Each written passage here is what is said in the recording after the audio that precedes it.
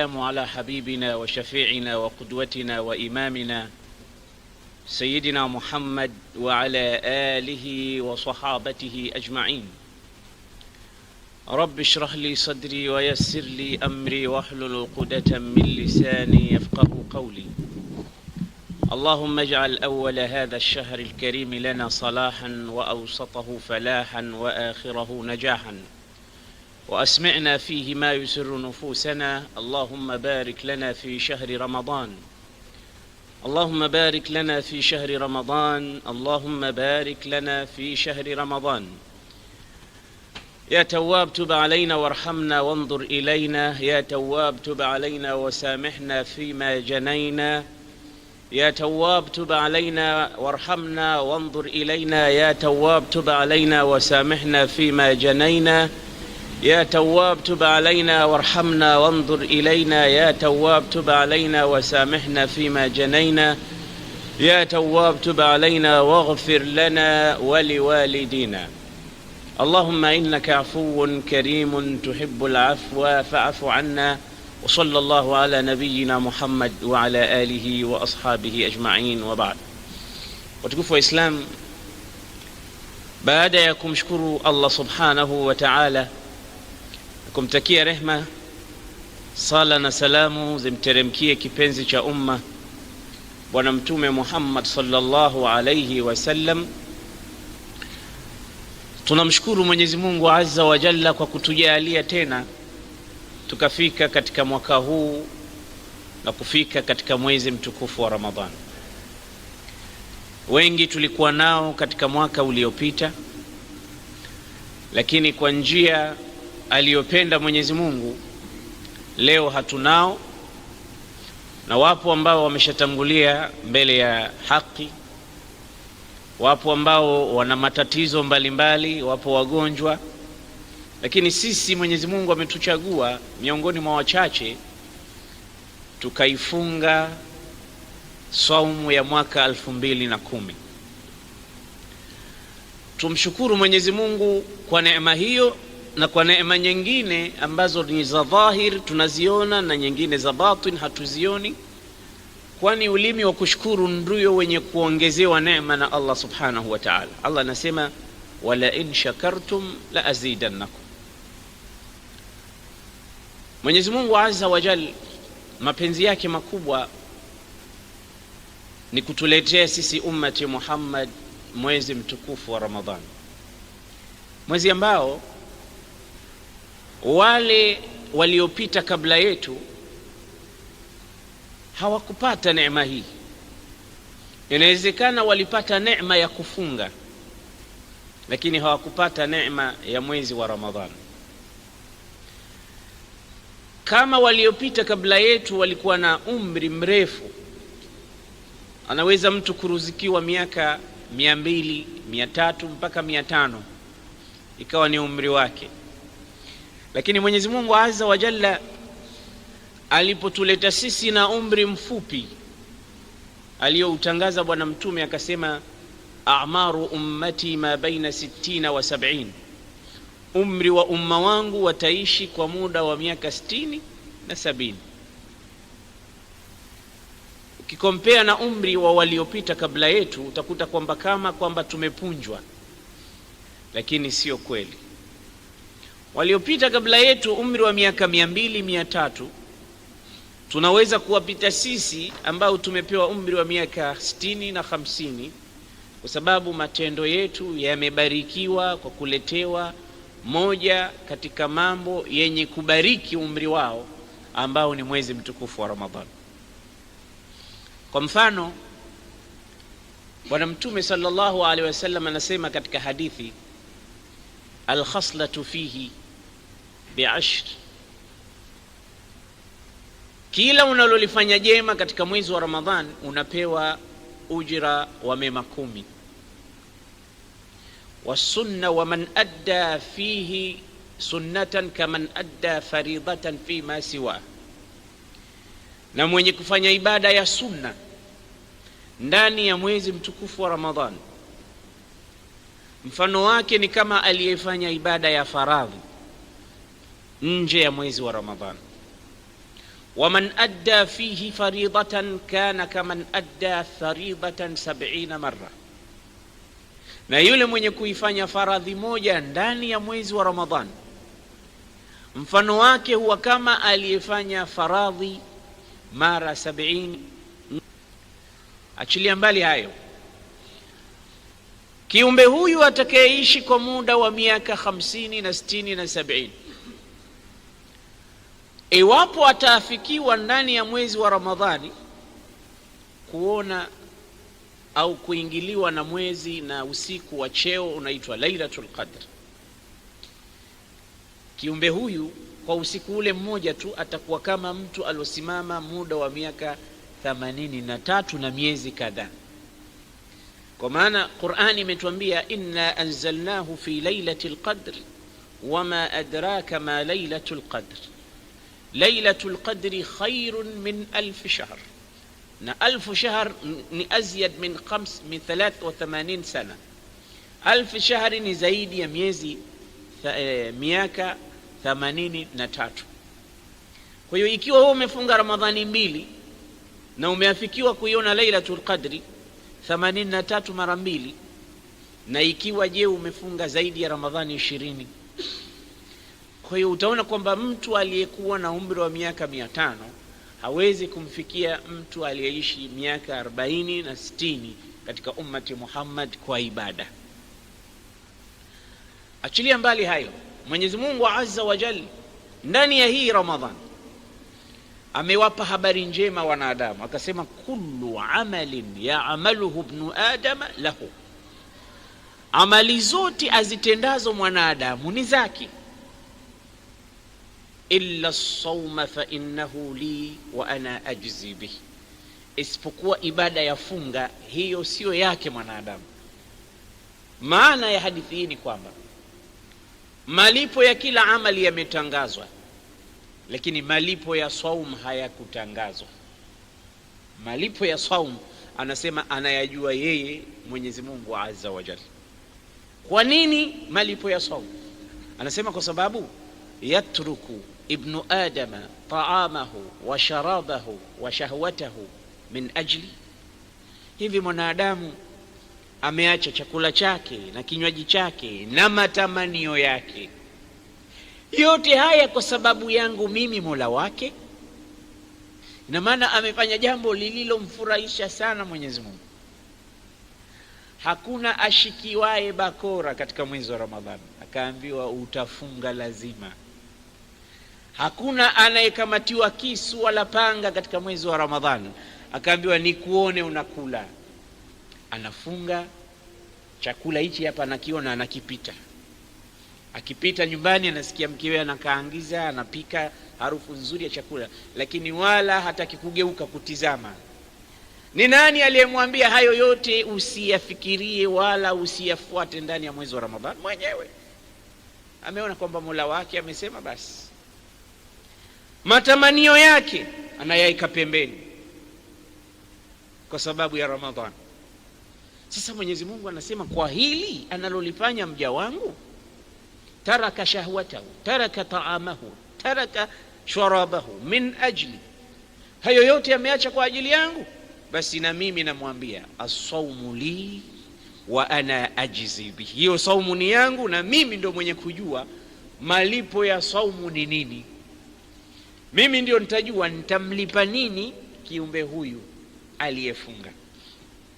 Ndugu zangu, siku 10 zilizopita nilikuwa mji wa Burundi, Bujumbura. Ndugu zetu kule walitupa mwaliko rasmi, na Bujumbura ni nchi ambayo mtu yoyote anapokuaga anakwenda huko, wewe unaweza kumsikitikia, kwa sababu kulitokea mauaji ya halaiki ya kimbari na kikabila ya kuuana kati ya kabila mbili zilizokuwa Burundi, Rwanda, nchi yote hii. Lakini sasa hivi kuna amani, na sasa hivi Uislamu unakuja kwa nguvu sana, na si vyema kuwaacha ndugu zetu hawa wanapotupa mialiko kwa ajili ya dini.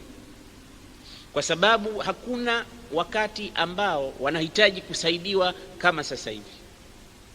Hakuna wakati ambao tunapaswa tuwe karibu nao zaidi kama wakati wa leo, hasa ilivyokuwa Afrika ina nia ya kuungana na Afrika ya Mashariki ina nia ya kuungana. Basi ni vyema kwa Waislamu wakatembeleana kwa ajili ya kutizama shida na matatizo yao mbalimbali, ili kuhakikisha kalima cha la ilaha illa Allah Muhammadur Rasulullah kinafanya kazi, kinasimama, kinakuwa hai kila mahala. Wakristo ni mahodari sana katika suala la kueneza dini yao, na wao hawajali sehemu kama kunalia kombora, kumeripuka bomu, kunalia risasi, kuna shida ya maisha, kuna vita, hawajali hilo. Ilikuwa Waislamu wachukue mifano hiyo. Ndugu zangu wengi waliotembelea Bujumbura katika maduatu, watu wa da'wa, basi wengine wanasimulia, wanasema walikuwa wakitumwa na akraba zao kwamba ukienda Bujumbura ukirudi niletee zawadi ya grenade, ile bomu la mkono ile la kurusha, kwa maana kwamba ni mahala, ni sehemu ya vita, kwamba utaleta zawadi gani kutoka huko? Labda uniletee risasi, shaba, bomu la kuachia kwa mikono, ndio zawadi tunayokuomba ukitoka huko utuletee. Lakini wenyewe wanapofika kule wanaona kwamba zile athari zipo, kwa sababu mpaka leo nchi ambayo huwezi kuruhusiwa kutembea baada ya saa 12, kisha fika saa 12 katika sehemu za mbalimbali ya mji kunakuwa kunafungwa, hakuna tena kutembea. Wewe unabakia tu katika nyumba yako, katika mitaa ya kwako. Kesho asubuhi saa 12 tena unafunguliwa, harakati zinaanza tena. Athari zipo, lakini hizi hazikuwazuia watu kufanya da'wa, na Wakristo wapo, na utakuta mara nyingine ni wazungu, hasa mapadri au wanaotumwa kutoka Europe, wanakwenda kuishi mahali ambapo mazingira yake ni kama haya.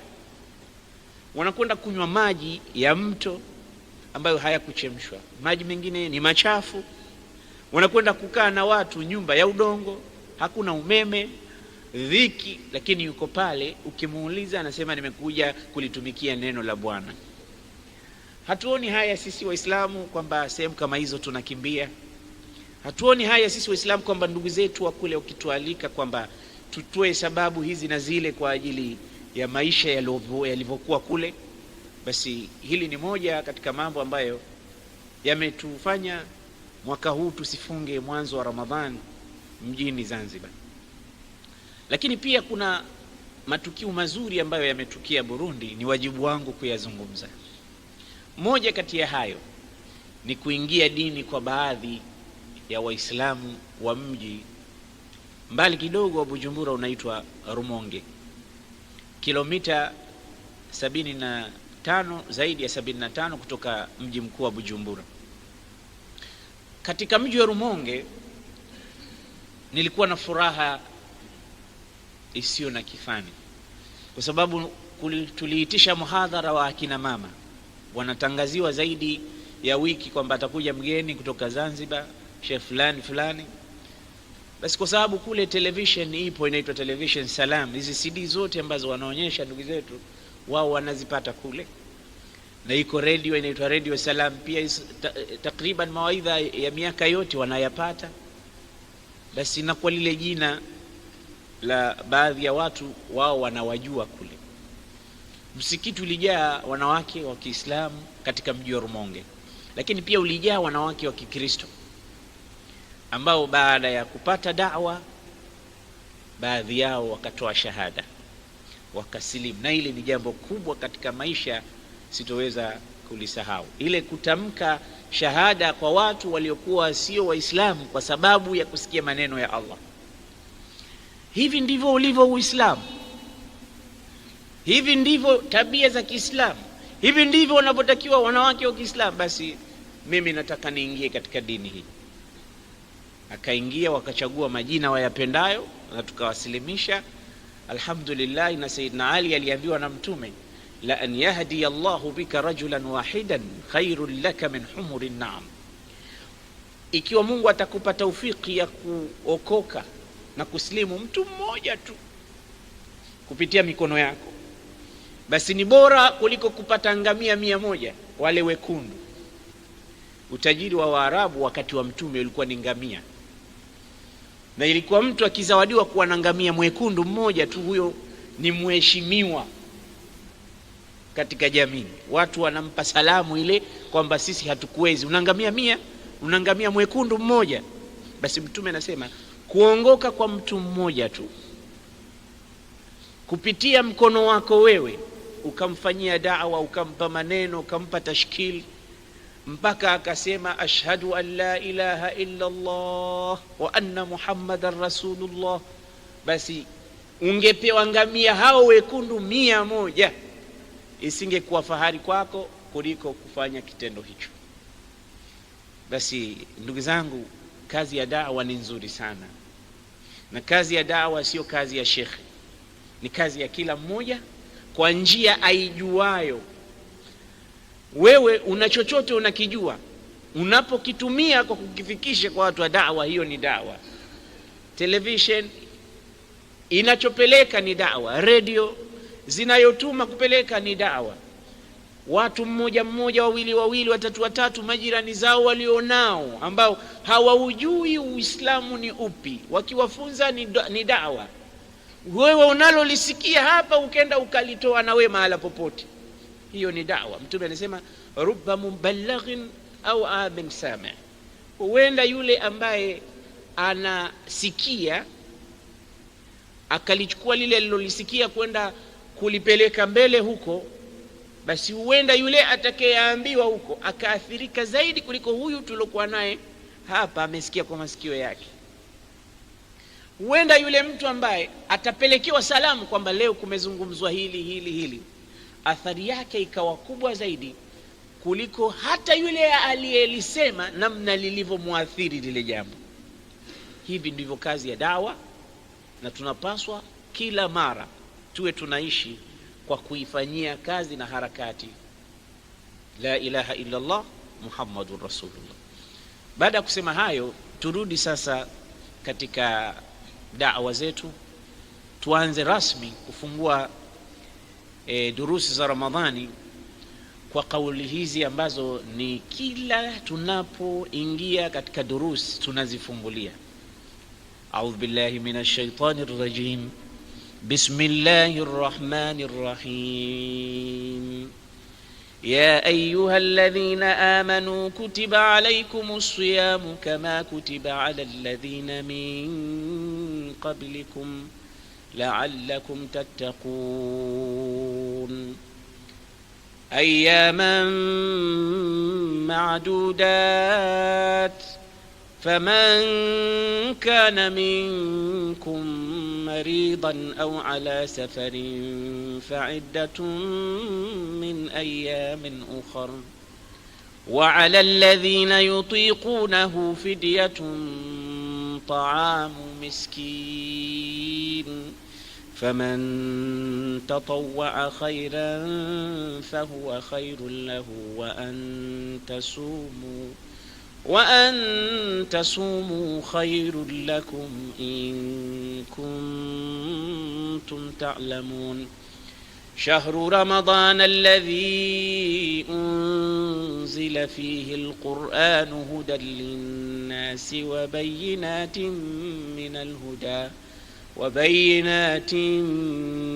من الهدى والفرقان فمن شهد منكم الشهر فليصم ومن كان مريضا أو على سفر فعدة من أيام أخر يريد الله بكم اليسر ولا يريد بكم العسر ولتكملوا العدة ولتكبروا الله على ما هداكم ولعلكم تشكرون وإذا سألك عبادي عني فإني قريب فإني قريب أجيب دعوة الداع إذا دعان فليستجيبوا لي وليؤمنوا بي لعلهم يرشدون.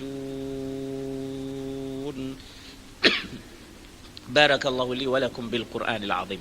Maneno haya mmeyasikia mashekhe wengi waliokuja hapa wakiyakariri katika radio, katika television, katika channel mbalimbali. Ndio maneno ya kuzungumzwa ndani ya mwezi huu, na tafsiri zake mnazijua,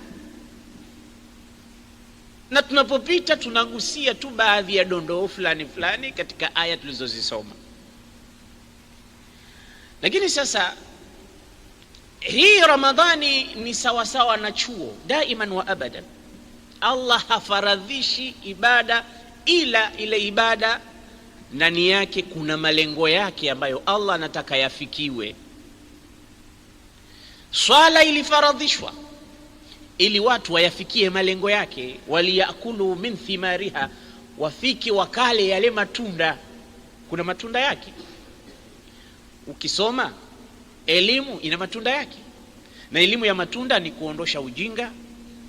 Elimu ya matunda ni kuja kupata maisha bora. Elimu ya matunda ni kuja ukawa wewe baadaye una kazi zako unafanya, ni matunda. Lakini sala matunda yake ni kuwakanya wanadamu na maovu na machafu. Allah anasema wa aqimis salah inna salata tanha anil fahsha'i wal munkar, simamisheni sala kwa sababu matunda ya sala ni kumkataza mtu maovu na machafu.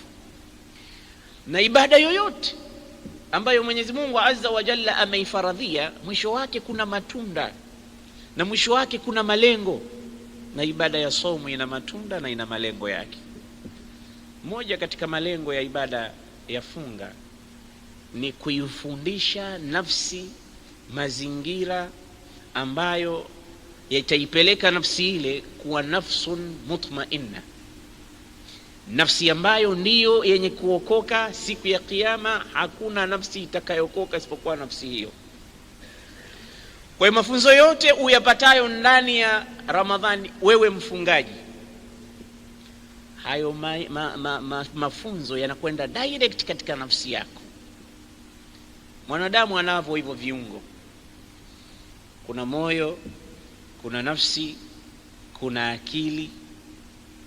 Vyote ni vitu ambavyo anaambiwa mwanadamu anavyo, ni silaha fulani. Kiambia mwanadamu ana moyo, mwanadamu ana nafsi, mwanadamu ana akili, kisha mwanadamu ana roho. Hivi vyote unaambiwa unavyo wewe peke yako. Ar-ruhu wal-qalbu wal-aqlu wan-nafs. Na ulama wanavizungumza hivyo kwa upeo mkubwa. Ukija kwa roho watakwambia roho hatuijui ni kitu gani. Na hivi ndivyo alivyotufundisha Mwenyezi Mungu. Kwa sababu Bani Israeli na Quraish walimuuliza Bwana Mtume sallallahu alaihi wasallam, nini roho? Tueleze, kama we mtume kweli tuambie nini maana ya roho. Ikashuka aya wa yasalunaka anir ruh qulir ruhu min amri rabbi wama utitum min alilmi illa qalila. Wanakuuliza kuhusu roho, waambie roho ni mambo ya Mungu, na nyinyi elimu yote tuliyokupeni hamkupewa elimu ya kujua roho ni kitu gani. Mmepewa elimu ndogo tu. Kwa hiyo roho haijulikani imetengenezwa na kitu gani, iko vipi, inakaa wapi, inaishi vipi, haijulikani. Tunaishi kwa sababu imo ndani yetu, na tukifa ni kwa sababu roho imetoka. Alafu moyo ndio wakaeleza wanachuoni, wakasema unakaa katika mwili wa mwanadamu upande wake wa kushoto katika kifua chake. Sehemu hii ndio unakaa moyo, na ni udhun sunubari, ni chombo maalum. Bwana Mtume alikitangaza katika hadithi akasema, ala inna fil jasadi mudgha, kuna kipande cha nyama, yani biqadri ma tamdughuha al-asnan, kinaweza kutafunika kama kitafuno. Unaweza kukitafuna kwa meno, na hichi kipande kinakaa katika mwili wa mwanadamu upande wake wa kushoto, ndicho kinachoitwa al-qalbu. moyo. Ama nafsi, wakasema nafsi, ukisema huyu hapa, basi wewe umemwelekezea mtu kidole ambaye ni nafsi. Ukisema mimi hapa, sasa hiyo maana ya mimi, hiyo ndo nafsi yenyewe. Ukisikia unatamani kula, hiyo ndiyo nafsi. Ukisikia unatamani kufanya chochote katika mambo ya kidunia, hiyo ni nafsi. Ukisikia unajisikia sana kufanya ibada, hiyo ni nafsi. Matamaniwa, yale matamanio yawe mazuri, yawe mabaya, yawe ya kati na kati, hiyo ni kazi ya nafsi. Kwa hiyo nafsi ni baadhi ya matukio yanayotokea kwa sababu ya shahwa, matamanio na mambo na harakati zako wewe mwanadamu, ni kitu kinachotoka katika nafsi yako wewe. Ama akili, waliosema ni ubongo, waliosema ni moyo, vile vile wanatafsiri kama moyo ni akili, kwa sababu unaposema nimehifadhi kwa moyo, maana yake ndio ile ile akili. Lakini lazima kuna ilaka watida, uhusiano mkuu kati ya moyo na nafsi na akili, brain, ubongo. Hivi vyote ni vyombo vyako wewe mwanadamu, lakini hivi havina maana ikiwa havitokupeleka pahala pazuri. Hivi havina maana ikiwa hutovitafutia mafunzo vipate kutakasika vyombo hivi tulivyovitaja. Na baada ya hapo Mwenyezi Mungu ametutajia kwamba sisi wanadamu tumekuja katika ulimwengu, lakini tuna adui yetu ambaye ni adui wa zama tangu na tanga. Jina lake huyo anaitwa Iblis. Yeye alikuwa ni adui wa baba yetu Adam kabla ya kuja kuwa adui wetu sisi. Katika suratul A'raf Allah anasema, walaqad khalaqnakum thumma sawwarnakum thumma qulna lilmalaikati isjudu li Adam fasajadu illa iblisa lam yakun minas sajidin. Qala, Mwenyezi Mungu alimuuliza Iblis baada ya kutoa amri, ma mana'aka alla tasjuda idh amartuk, kwa nini hukusujudu nilipotoa amri? Iblis akasema, ana khairum min, mimi ni bora kuliko huyu. Khalaqtani min narin wa khalaqtahu min tin. Mazungumzo haya yaliendelea mpaka Iblisi akalaaniwa, akafukuzwa katika rehema ya Mungu, na yeye akatoa ahadi kwamba fabima aghwaytani la aqudanna lahum sirataka almustaqim, kwa sababu mmenipoteza na ukanilani, nitahakikisha na hawa nawapoteza wanadamu na watapotea katika njia ya sawa. Allah akamwambia, yeyote atakaye kusikiliza na kukufuata miongoni mwa hao wanadamu, basi nitakuandalieni mahala penu panaitwa Jahannam, mtaishi huko milele. Sasa akatangazwa huyu kwamba ni adui katika kitabu, katika sura mbalimbali. Katika suratu Yasin Allah anasema, alam ahad ilaykum ya bani adam alla ta'budu ash-shaytan innahu lakum aduwwun mubin.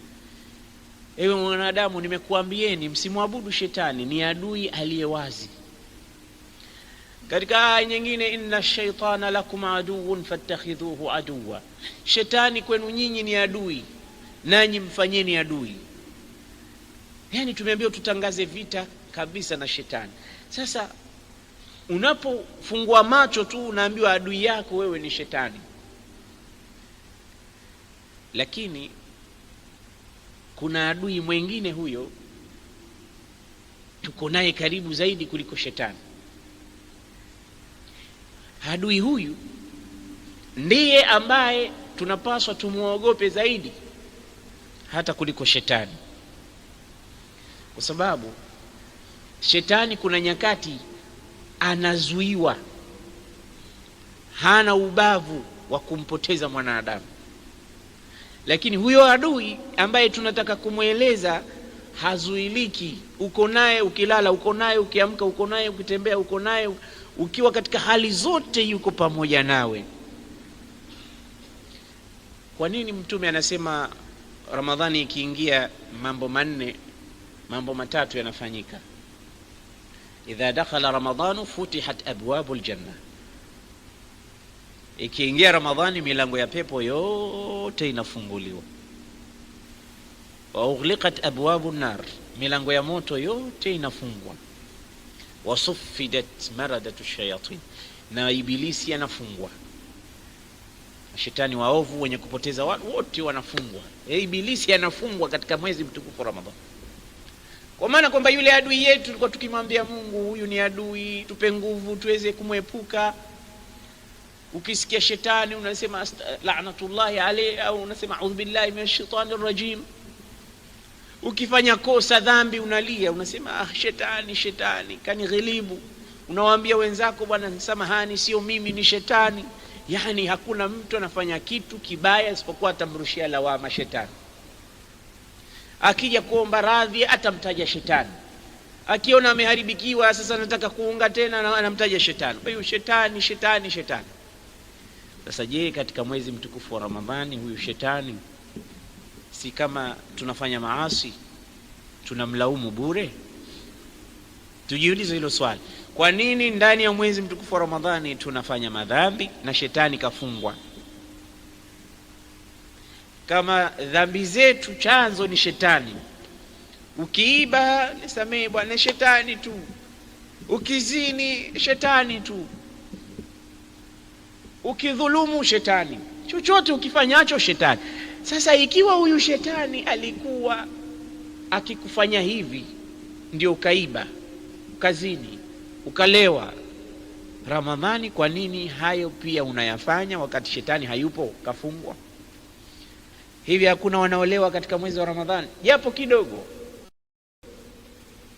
Hakuna wanaoiba katika mwezi wa Ramadhani?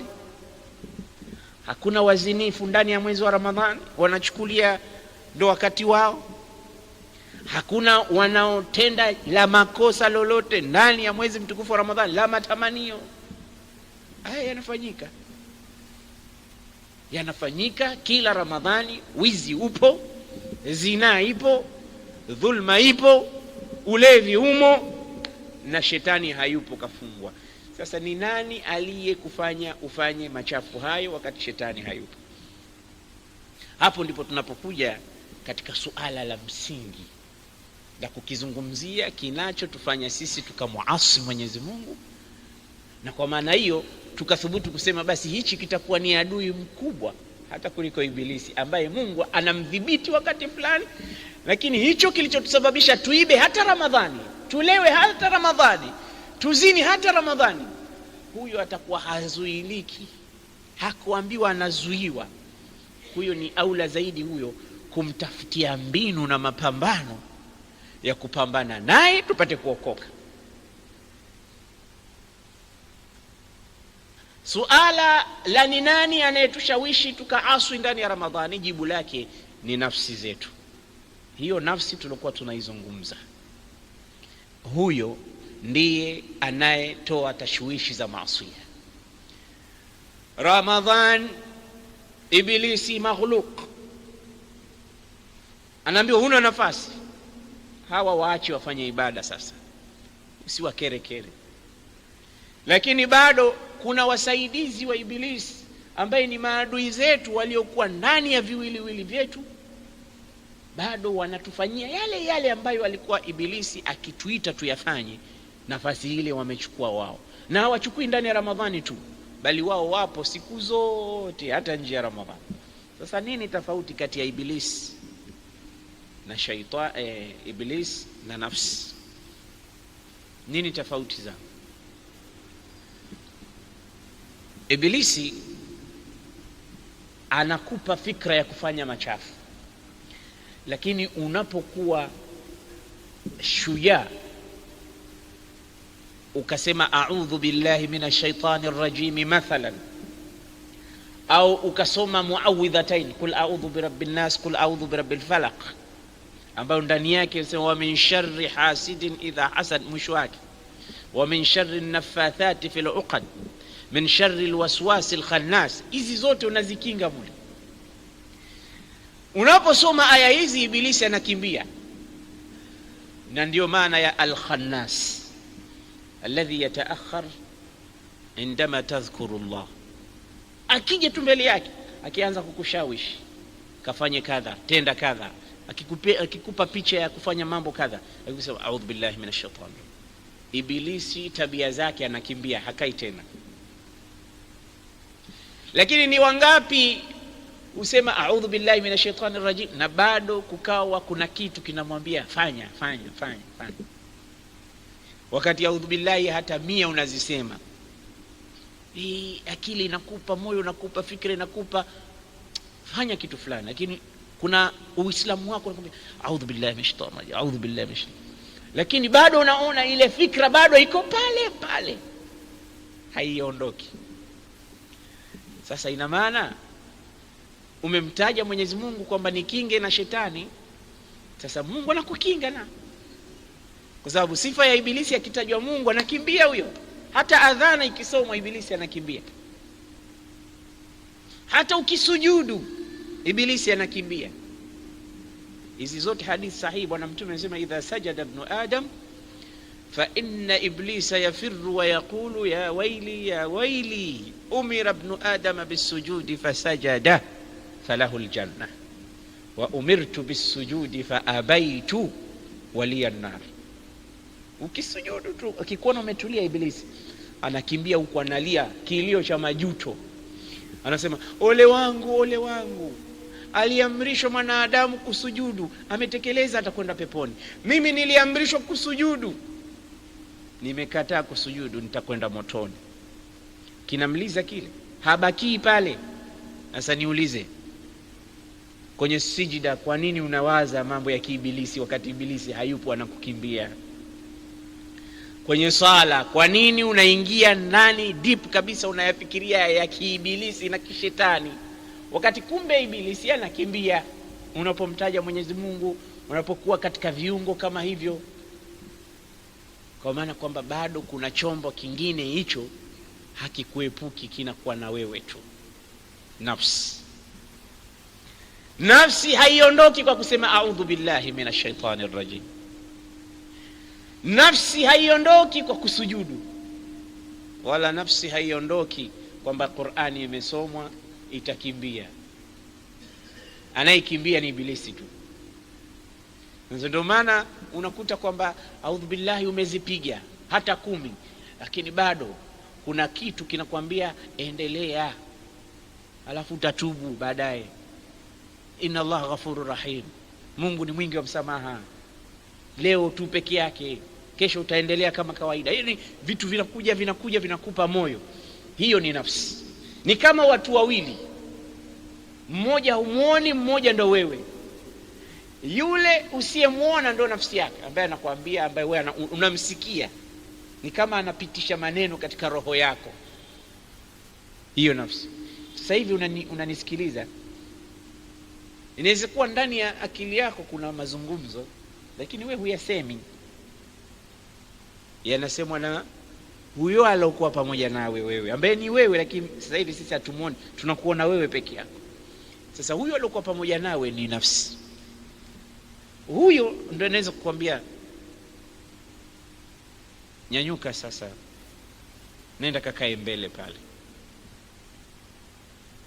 au nyanyuka mfuate yule adui yako pale, kampige ngumi, au mtukane fulani.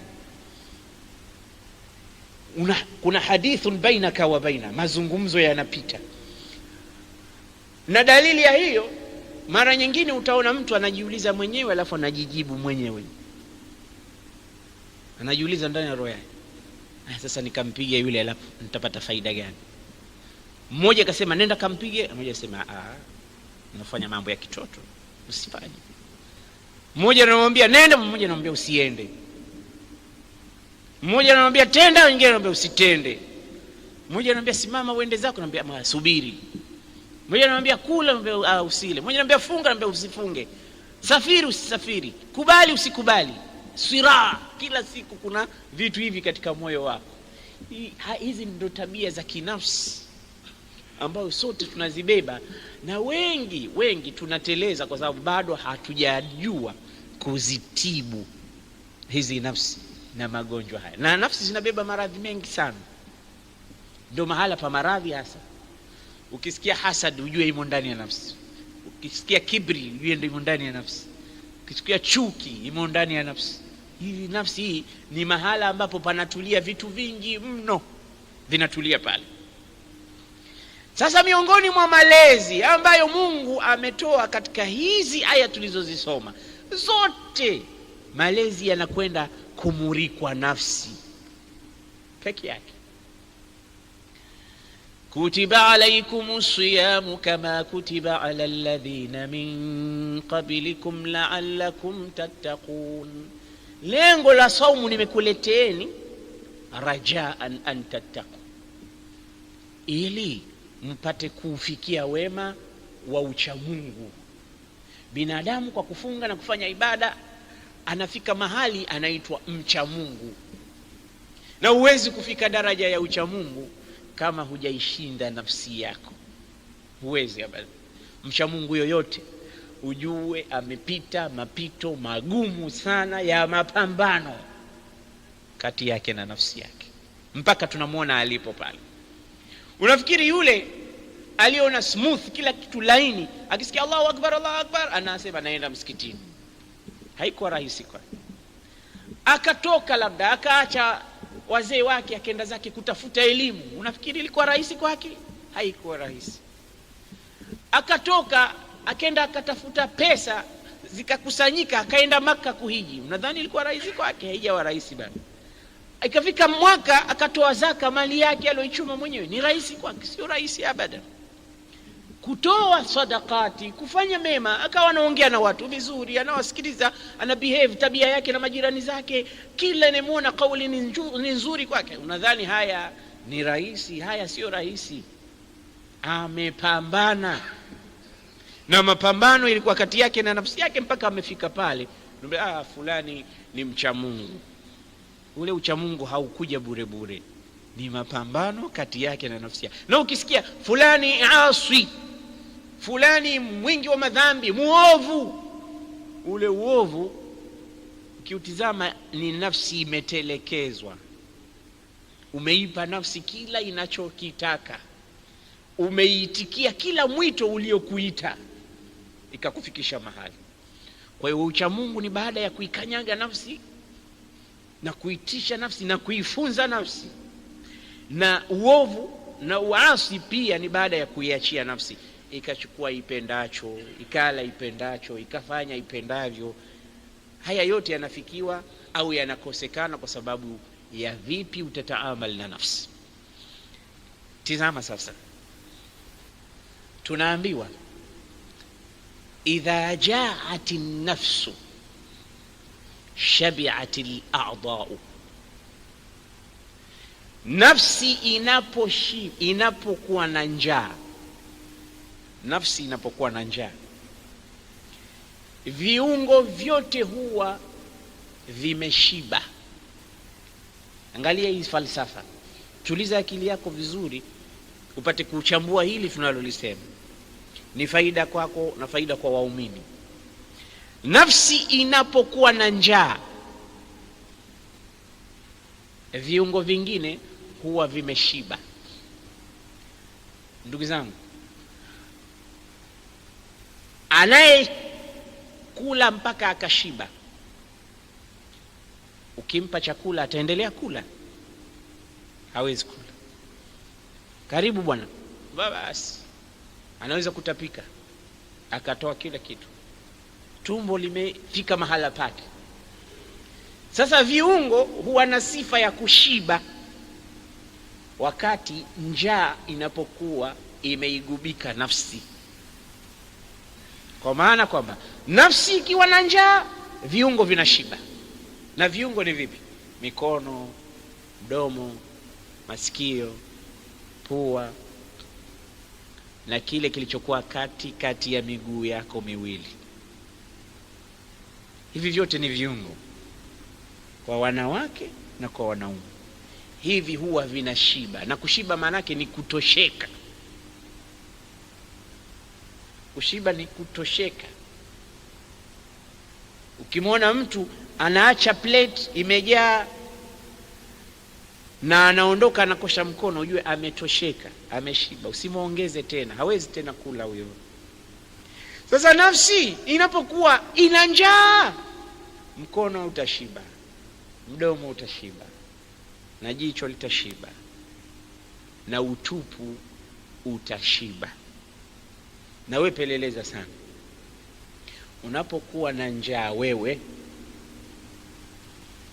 basi shibe ya kwanza inaanza katika mdomo. Hata story nyingi hutaki, umekaa umetulia, na mara nyingi unaelekea kitandani unalala, mdomo umeshiba. Unapokuwa na njaa wewe, hata kutizama kwako wewe inakuwa hakuna. Kitu kikubwa unatafuta mahala kuna kivuli kizuri, unapumua, unalala, na macho yenyewe yanapata usingizi. Wengine tunaona hapa kwenye darasa wanalala. Ile starehe ya usingizi inakuja, macho yamekubali. Usingizi ni starehe. Allah anasema waja'alna naumakum subata, tumejalia usingizi wenu ni starehe, inakata yale macho. Kwa hiyo yasingelala macho ila baada ya kwamba yameburudika, kwa maana hiyo yameshiba.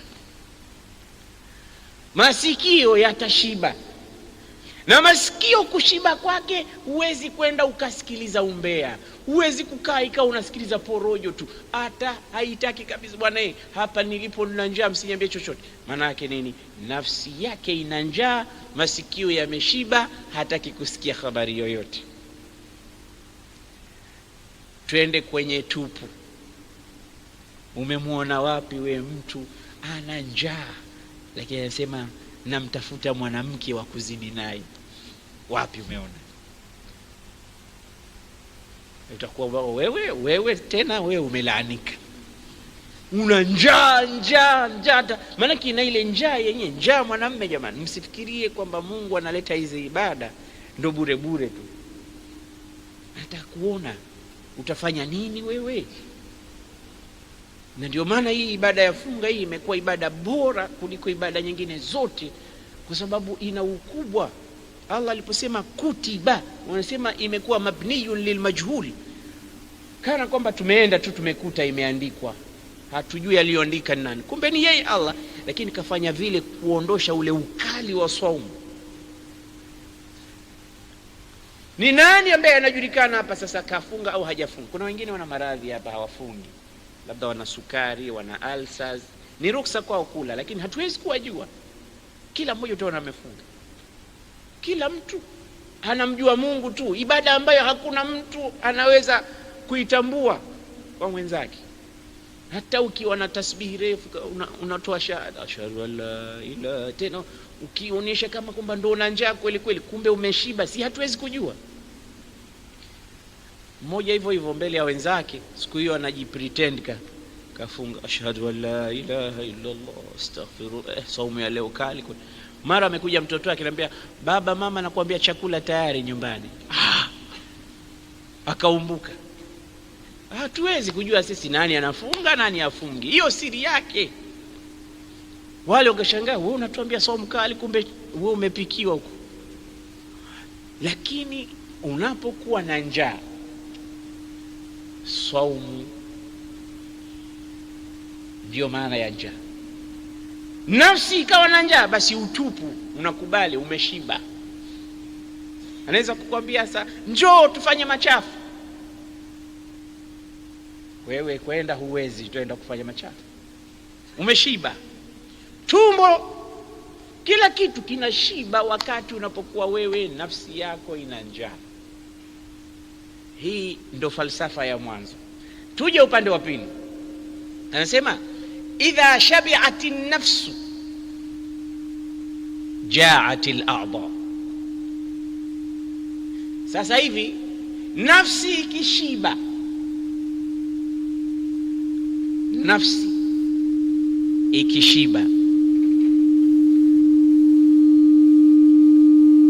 mwanzo tulisema kwamba nafsi ikiwa na njaa viungo vinashiba.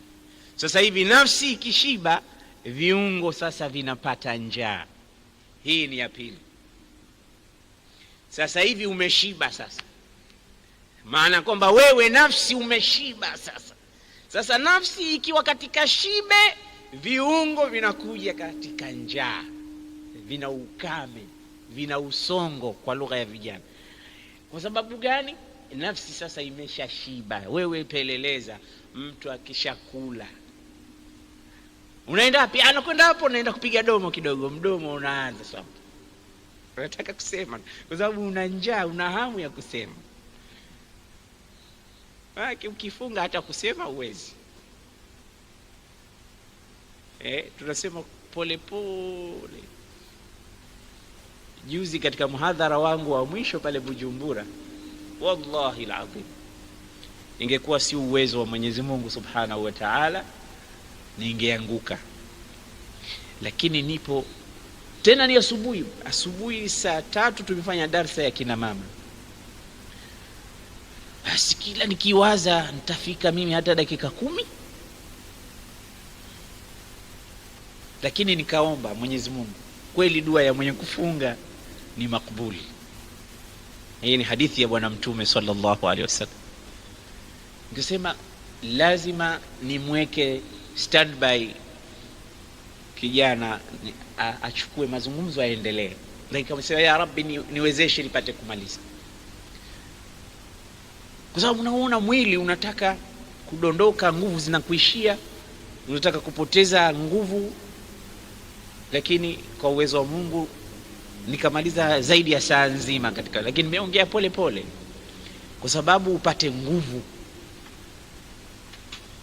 kwa sababu ya njaa. Nafsi ikiwa na njaa, kila kitu kinakwenda msege mnege kabisa. Lakini ukishiba tu, sauti hiyo itafika huko na kelele utapiga. Ni nani anapiga kelele huko wakati yeye ana njaa? Hakuna mtu atapiga zogo. Hata watoto mashuleni siku za saumu, wale watundu naona wamekaa hivi kama wamenyeshiwa na mvua. Nini? Nafsi imeshiba, nafsi ina njaa. Lakini siku za kawaida, siku za kula, hawashikiki, hawakamatiki kwa sababu nafsi imeshiba. Kwa hiyo tunasema kwamba nafsi ikishiba, viungo sasa vinaanza kupata njaa.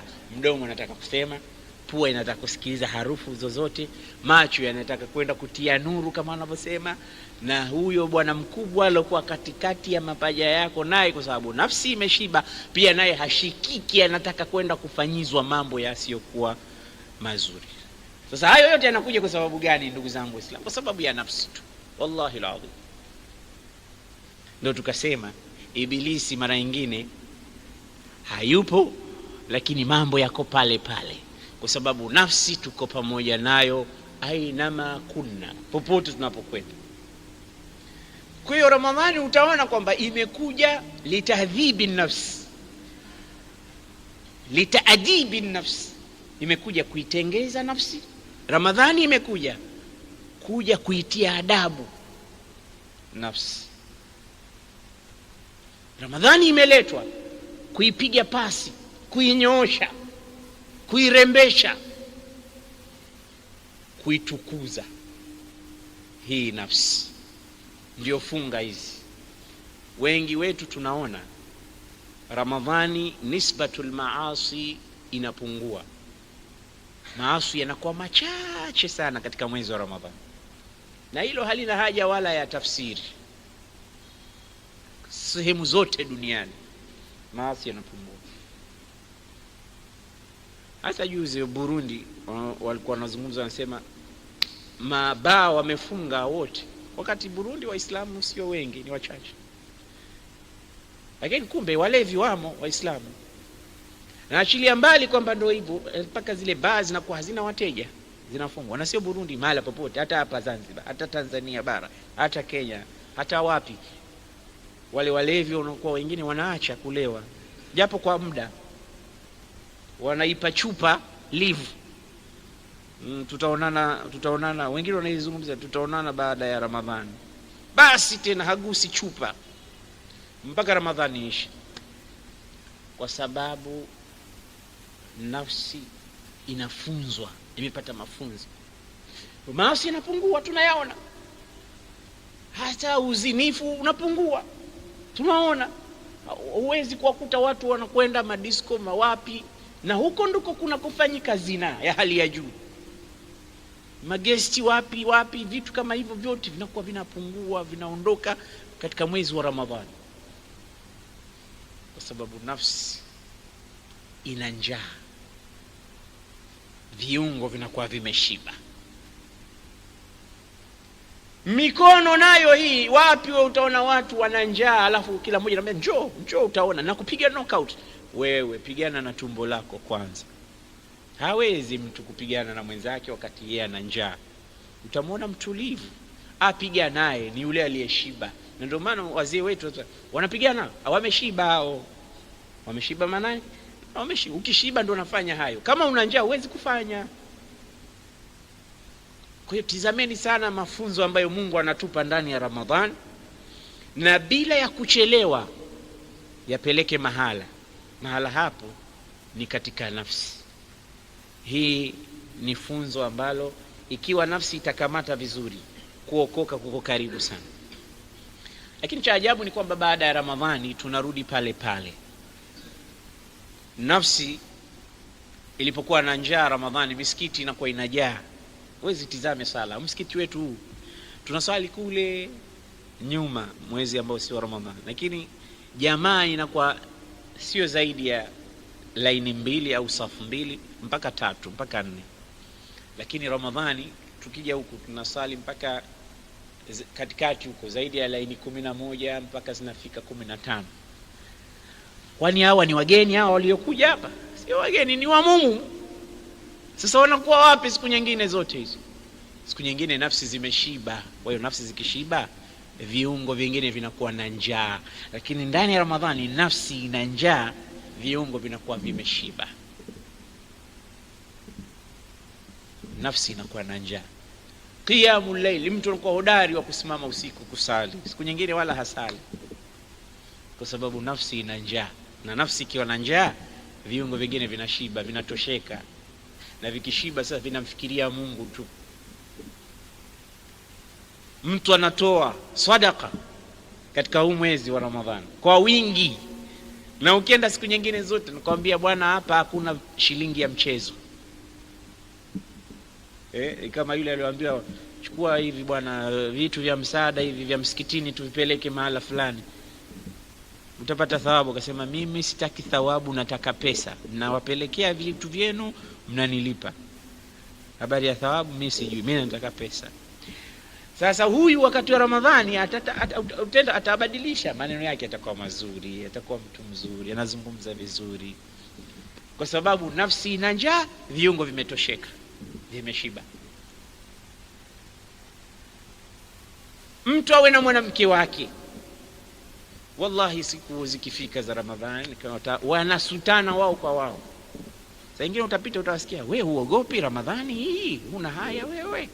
Hii Ramadhani muogope Mungu, wanaambizana. Mtu na mwanamke wake, Ramadhani hii, au kwenye simu mtu anambia Ramadhani hii, hebu kidogo, Ramadhani hii. Nini? Kwa sababu nafsi imeshiba, ina njaa, viungo vimetosheka. Haijatosha tu kwamba ni chuo kamili hii Ramadhani cha kuzilea nafsi. Basi hayo mafunzo mnayoyapata ndani ya Ramadhani ndiyo yanayotakiwa muwe nayo maisha yenu yote. Kila siku nafsi inatakiwa iwe ina njaa, itie njaa nafsi ili viungo vyako vishibe. Na Bwana Mtume akasema, man yadhmanu li ma baina lahyaihi wa ma baina fakhidhaihi admanu lahu aljanna. Atakaye nidhaminia, akazuia kilichokuwa kati ya mdomo wake, yani ulimi, na kati ya mapaja yake, yani utupu wake, mimi namdhaminia pepo. Na hivi vyote vinasogezwa na kufunzwa na nafsi. Nafsi, ndugu zanguni Waislamu, ni adui mkubwa sana. Wanasema inna a'daik nafsuka allati baina jambaik, katika maadui wakuu wa kwanza ni nafsi yako iliyokuwa ndani yako, nafsi yako. Fa in aradta an-nasra ala a'daik, ukitaka ushindi kwa yeyote katika maadui zako, alaika an tantasira ala nafsika awwala, lazima uishinde nafsi yako kwanza. Kama unataka kuwashinda maadui zako wa binadamu, ishinde nafsi kwanza. Ukiishinda nafsi utawashinda maadui zako, lakini ukishindwa na nafsi yako huwezi kumshinda mtu. Si unamwona ng'ombe au mbuzi, kondoo, hawa ni wanyama. Hasa ng'ombe, tunaona mifano hii katika ng'ombe. Mtu ana ng'ombe wake, na yule ng'ombe huwa ana kamba katika pua. Ile kamba tunaita shemere kwa Kiswahili. Basi unamtia shemere yule ng'ombe, ukitaka akufuate unakotaka, wewe mguse tu kidogo, wala huna haja kutumia nguvu, kwa sababu ile shemere ile kwenye pua ile anakufuata. Ukienda mashariki, ukimgeuza magharibi, laini yule ng'ombe. Hata mtoto mdogo anaweza kumkamata akampeleka anakotaka. Basi wakutiwa shemere kwa hakika sio ng'ombe, ni hizi nafsi zetu. Hizi nafsi ndo tunatakiwa tuzitie shemere, tutie kipini katika pua nafsi, alafu uanze kuikamata. Utaona inapokufuata. Ndipo pale unapoitwa mcha Mungu, kwa sababu umedhibiti nafsi, haifurukuti. Na hayo malezi utayakuwa umeyapata tu katika miezi mitukufu, mwezi wa Ramadhan, katika darsa kama hizi. Mashekhe mbalimbali wanakuja wanatoa mambo kama kuzitakasa zile nafsi. Nafsi sio mchezo. Mtume sallallahu alaihi wasallam anasema alkayisu man dana nafsahu, mtu mwenye akili ni yule ambaye ameichukua nafsi yake akaidhalilisha. Ndio yeye aliyoitia shemere nafsi yake, ikawa inamuandama anakokwenda. Dana nafsahu, ameidhalilisha nafsi yake. Wa amila lima ba'da al-maut, alafu akafanya kazi amali baada ya kufa, yani akayafanya matendo yatakayomfaa baada ya kuondoka duniani. Na mjinga manittabaa hawa, ni yule mwenye kufuata hawa, matamanio ya nafsi yake. Nafsi inavyomtuma atafanya. Kwa hiyo Mtume kapambanua kwamba ukifuata nafsi wewe ni mjinga. Ujinga wenyewe unakujaje? Kwa sababu hii nafsi mahala inapompeleka mtu daima sio pazuri. Ukiona inakuamrisha vitu vingi inakuwa sio vizuri. Na katika suratu Yusuf imetajwa hii nafsi. Allah anasema wama ubarri'u nafsi inna an-nafsa la ammaratun bisu. Ammaratun bisu, nafsi ina kawaida ya kumwamrisha mtu maovu, machafu. Tena hakusema inna an-nafsa la amiratun bisu. Angesema amiratun, ingekuwa labda inakuamrisha leo, kesho inakuacha, kesho kutwa inakuacha, inarudi tena mtondo, na mtondo huo inakuacha, inarudi tena. La, ammaratun bisu, kwa maana mara zote nafsi haikuamrishi jambo jema. Unatakiwa wewe uikazanie. Na ndio maana salafu salih walikuwa akiweka vitu viwili. Akiwa anaona jambo hili na hili, nafsi yake inamwambia chukua hili, basi yeye atachukua lile ambalo nafsi imesema usifanye. Yani wanachukua utaratibu wa kuasi nafsi zao. Lile jambo ambalo analipendeza sana katika nafsi yake, lile ndo analipinga. Akiona kwamba kuna vitu viwili, hiki amekipenda sana kuliko hiki, basi atakigawa kile alichokipenda sana, kwa sababu aikhalifu nafsi yake. Sayyidina Abdullah ibn Umar radhiyallahu anhu alikuwa anapenda sana samaki katika masahaba. No, watu wengine wanafikiria samaki ni bid'a, imekuja juzi. Samaki walikuwepo kutokea wakati wa Bwana Mtume, kwa sababu Jidda kuna bahari kubwa, na Jidda ndo mahali alipokuwa karibu na Maka, na wavuvi walikuwepo kutokea zamani. Kwa hiyo samaki wapo, na miongoni mwa nyama nzuri samaki. Basi Abdullah ibn Umar radhiallahu anhuma alikuwa anapenda sana samaki. Siku moja akamwambia mkewe, bwana, nyama najua zipo, lakini leo nataka samaki.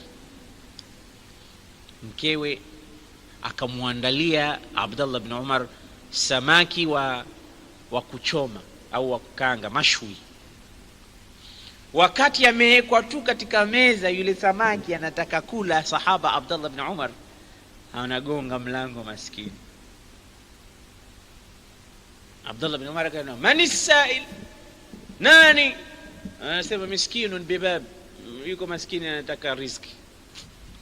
Akamwambia, ya zawjati khudhi samakata wahdiha lilmiskin, mchukue samaki mpelekee maskini. Akamwambia, indana lahm, اللحم موجود في البيت ya Abdullah. Kwa nini nimpe samaki ambaye mume wangu umemtamani kwa siku nyingi, umemhitaji?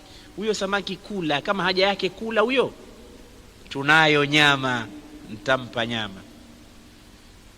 Anamwambia, la walakinani uhibbu samaki. Anamwambia, hapana, usimpe nyama, mimi napenda samaki. Kwa hiyo mchukue huyu samaki mpelekee kile anachokipenda nafsi yake. Sasa anataka kuikhalifu nafsi, kwamba ingekuwa mwingine kama sisi tunapofanya hivyo, tamaman bitamam, sawa bin sawia tunapofanya sisi.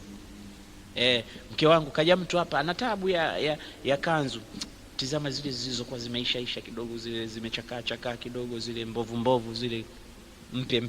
Ndio tunafanya, si bora tuseme ukweli? Ndio nafsi hizo. Chakula, tizama kile chakula kilichobaki cha jana nini, ndio tunachotoa. Ukishaona mapesa yanakuning'inia, ndio unatoa sadaka, kwa sababu unaona sasa basi tena zipo nyingi kidogo, hizi wapi? Nafsi imetumiliki.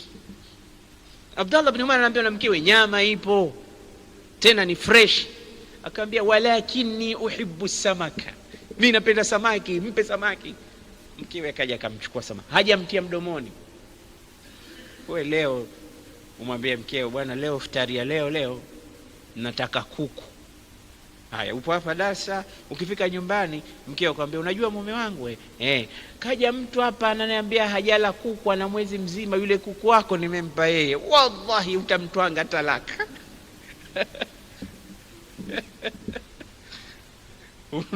Unasemaje?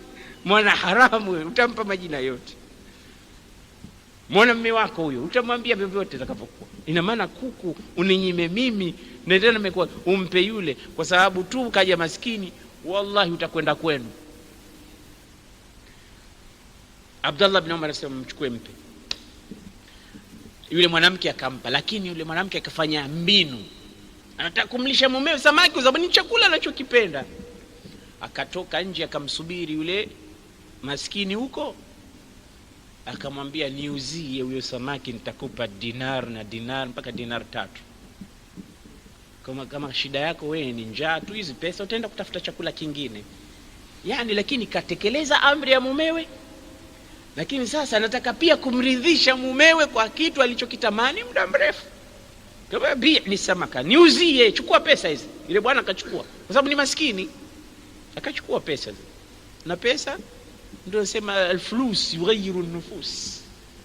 Akarudi nyumbani na samaki, akaenda akamwekea mumewe tena. Abdullah ibn Umar anasema, samaki amerudi. Anasema, nimefanya hila nzuri, nilikuwa na pesa zangu, nimeenda kununua tena, nimemnunua kwa yule maskini alikuja. Kwa hiyo hakuna ubaya wote, pesa amechukua, ataenda kununua huko, na sisi wewe endelea piga samaki wako. Baada ya muda yule bwana akarudi tena, anagonga mlango, yule la haula wala quwwata illa billah. Man bil bab, nani mlango? Anasema, as-sailu yas'al.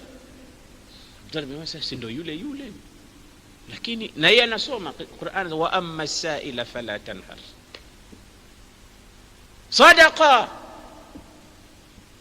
Kama mke wangu, khudhi samaka wahdiha lisail, mchukue samaki kampe mwenye kuomba. Mke akifika kamwambia, Lakini ndo yule yule aliyekuja mara ya kwanza akamwambia mpe, wala usimuulize. Akampa, akatoka na yeye tena mara ya pili. Kaenda kule yule akamwambia, bwana we vipi? Basi nitakupa tena dinar 3 nyingine, nipe samaki huyo. Akamwambia sawa.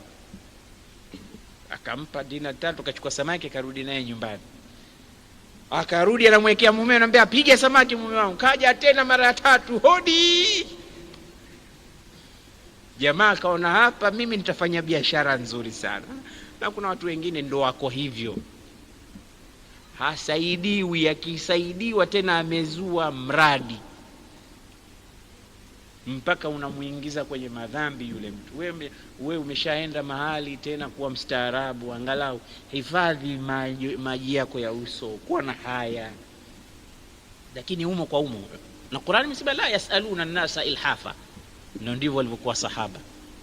Ile kuomba kwa inda, umo kwa umo. Bwana nipe 10,000. Sina. Basi nipe 8,000. Sina. Basi angalau 4. Sina. Nipe 2,000 basi. Sina basi. Bwana sina 2,000. Basi 500. Maana unashuka tu. Kila ukiambiwa hana, bado unashuka tu. Mpaka utafika 100 je. Ilhafa. Umepita mahali nyumbani leo umekwenda kuomba. Haya. Umepewa mkate. Sukari pia sina. Haya, sukari umepewa. Majani pia sina. Haya. Nipe na kijiko pia cha kukorogea chai sina. Basi wewe uvae kila kitu. Basi njoo humu ndani. Wewe umepewa kidogo, shukuru, nenda zako. Siku nyingine utaenda tena utaambia na shida yako. Lakini humo kwa umo. Binadamu sio. Basi yule bwana ikawa kama sasa anafanya biashara. Anajua huyu mwanamke huyu atakuja tena. Atanipa mimi, nitafanya nikikaa hapa kama mara 5, ikifika zitafika 15 dinar, nitaenda kuanzisha biashara. Mara ya 3 bibi yule akatoka akamwambia niuzie tena. Akamuuzia. Akamwambia astahlifuka billahi la taud, na kuomba usirudi. Mkewe Abdallah, usije ukarudi. Abdullah bin Umar alikuwa mtu rahim. Tulizungumza hapa juu ya mimbar siku moja tabia za Abdullah bin Umar, mpaka wale watumwa alikuwa na wamiliki walikuwa wakimdanganya, wakipretend kama ni wacha Mungu, kwa sababu akienda kuchukua mtumwa, akija nyumbani naye yule mtumwa akishaanza kuonyesha ucha Mungu, ile ndo tikiti yake ya huria. Anapewa tiketi ya huria, naambiwa kuanzia leo wewe uko free, si mtumwa tena. Mara nyingine anakwenda kusali, mtumwa anakuja kuunga sala. Sio kwamba ni mcha Mungu sana, anataka tu amuone alafu amwambie uko huru. Basi yeye anakuja anaunga sala, akipiga salama anamuona mtumwa wake. Sema mashaallah, mtumwa wangu amekuwa mcha Mungu. Anamwambia kuanzia leo si mtumwa tena, we nenda nyumbani. Anasema alikuwa hivyo, akimwona mtu yuko katika ibada, basi wewe sio mtumwa tena. Basi watu wakaenda wakamwambia Abdallah, hawa wanakudanganya, hawa wanakuadaa, hawana ucha Mungu wote, wanajionyesha kama wanasali sana ili upate kuwapa uhuru. Abdallah aliwajibu akawaambia, man khada'ana lillahi in khada'na lahu, anayetuadaa kwa ajili ya Mungu sisi lazima tuadaike. Yule atakayetuadaa kwa jina la Mungu tutaadaika tu, kwa sababu huko kwa Mungu ndiko tuloko sisi. Ndio maana wacha Mungu ukiwaambia mambo ya Mungu nini, wao wanakuwa umewamaliza, kwa sababu ndiko waliko wao. Na ile hadithi ya yule mwizi aliyokuwa anasubiri wafanya biashara pale njiani. Fanya biashara mmoja akaona kwa mbali upanga unameremeta, akaona yule mwizi, akageuza njia. Sasa mwizi akashtuka kwamba yule amenitambua kwamba mimi ni mwizi, kwa hiyo nifanye nini ile nisafishe asinione kwamba mimi mwizi. Akajitia anatoka kwenye udhu anasali. Allah, mwizi anapiga sala. Yule mfanya biashara akaona kumbe mtu mwenyewe mcha Mungu yuko kwenye sala, mimi namtuhumu kwamba anaiba. Akaendelea safari yake. Kufika pale yule bwana yuko kwenye rukuu. Akipita mfanyabiashara nyuma yake, bwana alivunja sala, akamrukia, akamkamata, akamwambia sijiona hodari wewe, mbona umekuja? Toa kila kitu chako. Akasa mifuko yote, akatoa kila kitu. Akamwambia nitakupa kila kitu, lakini niambie kwa nini unafanya hivi? Nasema nilijua wewe kwamba nikikuonyesha mimi kama mcha Mungu, mtu wa ibada, utapita hapa, kwa sababu wafanya ibada sio wakabaji. Wewe anasali alafu anakaba watu, hapana. Kwa hiyo nilijipretend. Kwa hiyo hizi ndizo zilizokuwa zinawachongea mara nyingine watu wacha Mungu. Mimi mcha Mungu, mimi mfanye ibada, mtu anatoa mawaidha, mtu mpaka analia, kumbe ni tapeli. Analia sasa, kabla hamjalia nyinyi anaanza kulia yeye kwanza. Alafu kumbe ameshaweka target zake. Wallahi mambo mengine yanasikitisha kwa haki. Kufanya mambo kwa jina la Mungu, kwa jina la dini, lakini malengo yako ikawa sio. Mwaka jana nilipofika Burundi, bwana mmoja alinihadithia kisa. Anasema alikuja shekhe hapa, jina lake na muhifadhi, akawa anatoa mawaidha makali sana. Hayo mawaidha alikuwa analia mpaka analiza na watu wakampenda sana. Alikuwa mekodi hoteli, akamwambia wewe sio mtu kukaa hotelini. Wakamtafutia nyumba, wakamweka, ikawa anakaa nyumbani, wanakuja watu, na ikawa amejifanya ni tabibu na daktari. Wanakuja watu wanataka kuombewa dua, anaombea watu dua, anawazungushwa katika misikiti ya Bujumbura mpaka huko Rumonge tulikoenda, sehemu zote anakwenda. Ana ulimi mzuri, lahaja yake ni anazungumza, analia, machozi puripuri, njia nene. Sasa alichokifanya ni kikubwa. Watoto vijana wenyewe maskini, nawaambia mimi nitawapeleka Saudia kwenda kusoma, Dubai kwenda kusoma, wapi, kila mmoja aniletee passport yake, aniletee na dola 1000. Basi kile kivuli chake cha mawaidha kimestiri mengi na kulia na kufanya. Basi watu wakaona kweli, watoto wakakusanya, mtu wakakopa nini, na wanataka kwenda kusoma, wengine wanataka kutafutiwa kazi, wengine wanakwenda kwenye msikiti, kwenye misikiti hivi, anaona msikiti mbovu, anaambia kamati, andaeni kamati, mimi Dubai kuna mtu mkubwa sana najua, na naye anafanya mambo, atajenga msikiti, utakuwa msikiti wa kisasa, modern mosque, ekeni plan, kila kitu fahimu. Basi matukio yake aliwaibia watoto hao waliopeleka. Huyu alipeleka dola 1000, huyu 400, huyu 600, pesa zote akakusanya, akaondoka bila kuaga.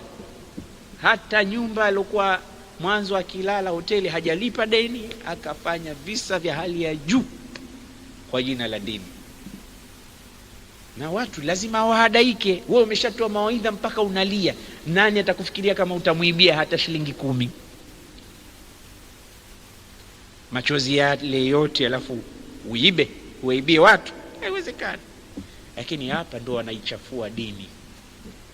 Kule London, Manchester, imetokea kisa gharib jiddan.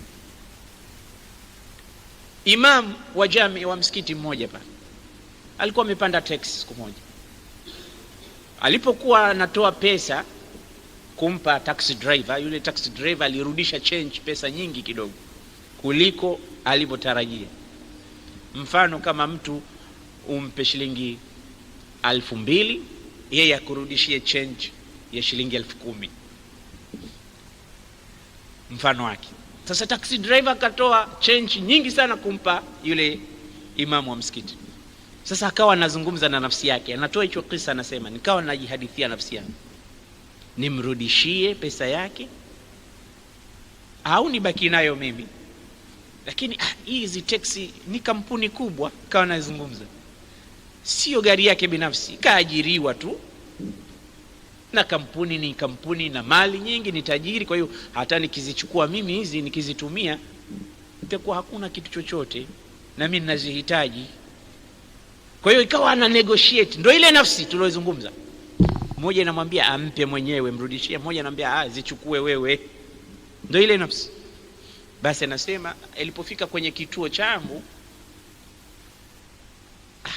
nikaamua tu nitoe pesa zile nimrudishie. Nikamwambia bwana, umenirudishia pesa nyingi kuliko ilivyo kawaida, kwa hiyo hela zako hizi hapa, kwa heri. Yule driver akasema mahlan, kidogo ndugu yangu, wewe si ni imamu pale ule msikiti ule? Akasema yeye ndio. Akasema wallahi siku zote nilikuwa najihadithia katika nafsi yangu nataka kuja kusilimu pale nifanye ibada katika ule msikiti ule, lakini ilikuwa nasema mpaka nikuone alafu nikupe mtihani kwanza, nione kweli wewe ni katika watu wanaostahili kufuatwa kwa wacha Mungu. Basi leo nilikuwa nataka nikupe mtihani, ndio hiyo change hiyo nimekurejeshea. Najua hesabu kamili, usifikiri nimesahau, lakini nilikuwa nataka kujua tu utaibana au utanirudishia. Akaanguka yule bwana, kaanguka pale pale, akasema ya Rab, nilikuwa karibu niuze dini nzima ya Uislamu kwa sababu ya vijisenti vidogo tu. Ilikuwa niuze dini yote. Mpaka akipata fahamu anaona ilikuwa, anasema wallahi ilikuwa naihadithia nafsi yangu zile pesa nisimrudishie, kumbe ndio nilikuwa nauza dini yote. Yule bwana anasema mimi nilikuwa najiambia kila siku nije pale, nije nisali, nifanye ibada, na iambia nafsi yangu lini utakwenda katika msikiti ule umuone ule bwana ufanye ibada nyuma yake. Lakini leo nimekupa mtihani na alhamdulillah nimeona kweli wewe unastahili kufuatwa. Ajili hiyo Abdullah bin Umar anamwambia mimi ninavyopenda samaki, nataka huyu hata akija mara 10 mpe, innani uhibbu samak, mimi napenda samaki na mimi napenda kile ninachokipenda niwape watu wengine. Ndio mtume hapa anasema ahibba linnas ma tuhibbu li nafsik, wapendelee watu kile unachokipendelea nafsi yako. Lakini kinyume chake, kile ambacho sisi hatukipendi ndicho tunawapendelea watu. Kile tukipendacho sisi hatupendi watu wakipate. Insha Allah Mungu atupe nafsi zenye huruma, nafsi zenye kutulia, nafsi zenye kushiba kheri, sio zile zenye kushiba alafu viungo vikawa na njaa. Zile nafsi zenye kushiba mafunzo ya Qur'an na viungo vikawa vimeshiba, vimetosheka, havitaki kufanya maasi. Ndugu zangu, darsa yangu ambayo natoa mimi itakuwa ina marahili fulani fulani.